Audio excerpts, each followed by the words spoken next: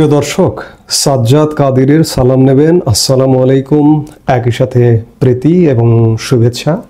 এই মুহূর্তে আপনাদের সামনে কথা বলতে এসেছি পররাষ্ট্র উপদেষ্টা মোহাম্মদ তৌহিদ হোসেনকে আউট এবং পররাষ্ট্রের জায়গায় ইন করলেন কে খলিলুর রহমান। এই প্রসঙ্গটি নিয়ে আপনাদের সামনে কথা বলবো। আমরা বেশ কিছুদিন যাবত মোটা দাগে বিষয়টি চোখে পড়ছে যে প্রধান উপদেষ্টা ডক্টর মোহাম্মদ ইউনুস অতি সম্প্রতি গত 9 থেকে 13 জুন যুক্তরাজ্য সফর করেছেন। এই যুক্তরাজ্য সফর দলে তার প্রায় 40 জন সদস্য নিয়ে এই সফরটি অনুষ্ঠিত হয়েছে। এখানে যেহেতু এটি পরদেশ বা কূটনৈতিক একটি সফর এবং বাংলাদেশ সরকারের তরফ থেকে বলা হয়েছিল যে এটি হচ্ছে দ্বিপাক্ষিক সফর, কিন্তু আসলে এটি কোনো দ্বিপাক্ষিক সফর ছিল না। এবং এখানে আমরা পররাষ্ট্র উপদেষ্টা মোহাম্মদ তৌহিদ হোসেনকে দেখিনি এই সফরে। এমনকি পররাষ্ট্র সচিব একজন, পররাষ্ট্র মন্ত্রণালয়টার দিকে যদি আপনি তাকান, পররাষ্ট্র মন্ত্রণালয়টা এমন গুরুত্বহীন হয়ে গেছে যে এখানে এই মুহূর্তে পররাষ্ট্র উপদেষ্টা এক প্রকার অনুপস্থিত, সকল কাজেই অনুপস্থিত দেখা যাচ্ছে যুক্তরাজ্য সফর থেকে। আরেকটি বিষয় যে এখানে পররাষ্ট্র সচিবও নেই।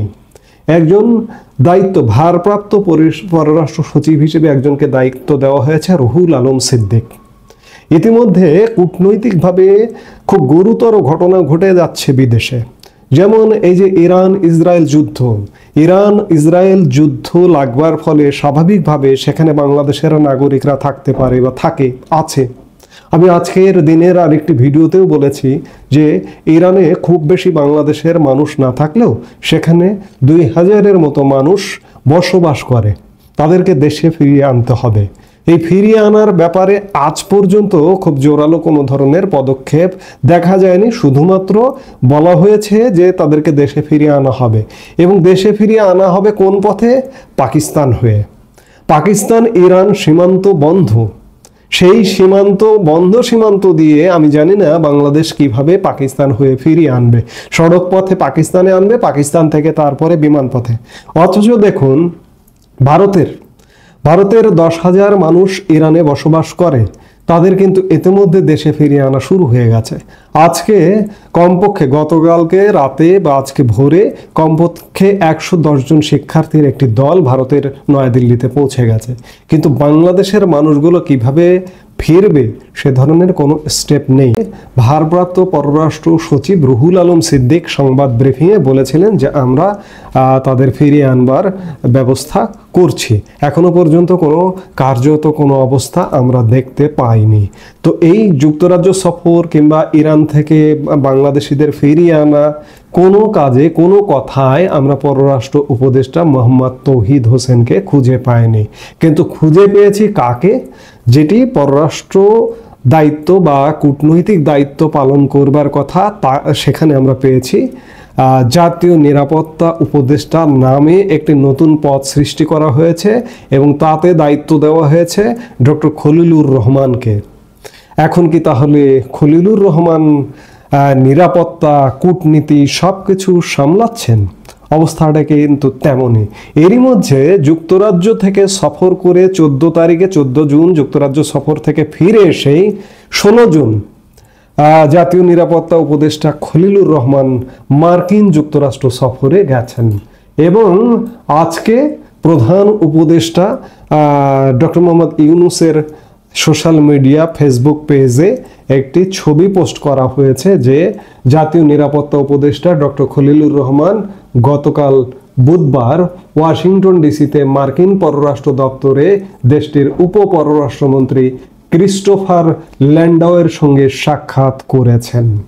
এ সময় তারা রোহিঙ্গা সংকট, বাংলাদেশ ও যুক্তরাষ্ট্রের মধ্যে চলমান শুল্ক আলোচনা, দক্ষিণ এশিয়ার সাম্প্রতিক পরিস্থিতি এবং বাংলাদেশের গণতান্ত্রিক রূপান্তর নিয়ে আলোচনা করেন। উপপররাষ্ট্রমন্ত্রী বাংলাদেশের এক গুরুত্বপূর্ণ সময়ে প্রধান উপদেষ্টা অধ্যাপক মোহাম্মদ ইউনুসের নেতৃত্বের প্রশংসা করেন।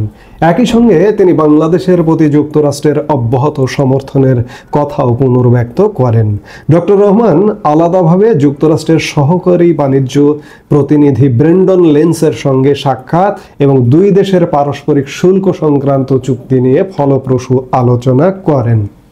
এই যে মার্কিন যুক্তরাষ্ট্রে যে সফরটি, এটি তো জাতীয় নিরাপত্তা উপদেষ্টার সফর হবার কথা নয়, এটি হবার কথা পররাষ্ট্র উপদেষ্টা মোহাম্মদ তৌহিদ হোসেন কিংবা পররাষ্ট্র সচিবের। কিন্তু জাতীয় নিরাপত্তা উপদেষ্টা মার্কিন যুক্তরাষ্ট্র সফর করছেন এবং সেখানকার উপপররাষ্ট্রমন্ত্রীর সাথে বৈঠক করছেন।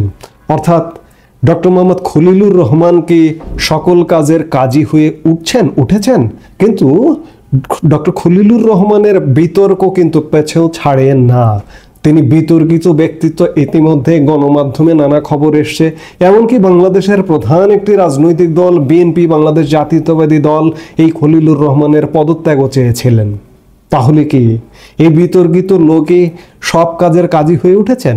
আমরা যেমন যুক্তরাজ্য সফরে শুধুমাত্র ডক্টর খলিলুর রহমান এবং আরেক বিতর্কিত ব্যক্তিত্ব প্রেস সচিব শফিকুল আলমকেই সব ধরনের কাজে আমরা দেখলাম, এমনকি তারেক রহমানের বৈঠক থেকে শুরু করে সব কাজে এই খলিলুর রহমানকে দেখলাম।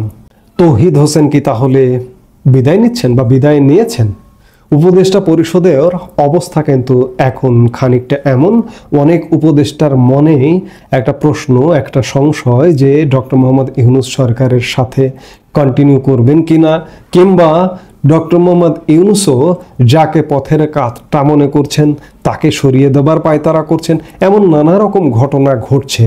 আজকে খুব অবাক বিস্ময়ের ব্যাপার যে এত বিতর্ক যার পেছনে ডক্টর খলিলুর রহমান, তিনি সরকারের মূল নীতি নির্ধারকে পরিণত হয়েছেন, পররাষ্ট্র বিষয়ক নীতি নির্ধারকে পরিণত হয়েছেন। তার দায়িত্ব জাতীয় নিরাপত্তা, যদিও তার জাতীয় নিরাপত্তা নিয়ে তার কোনো ধরনের একাডেমিক ব্যাকগ্রাউন্ড নেই, ক্যারিয়ারে জাতীয় নিরাপত্তা সংক্রান্ত ব্যাকগ্রাউন্ড নেই, অথচ তিনি জাতীয় নিরাপত্তা উপদেষ্টা। কিন্তু অন্যদিকে তার পররাষ্ট্র বা ফরেন অ্যাফেয়ার্স বিষয়ে তার অভিজ্ঞতা আছে। কিন্তু তারপরে পররাষ্ট্র উপদেষ্টা তৌহিদ হোসেন অনুপস্থিত কেন?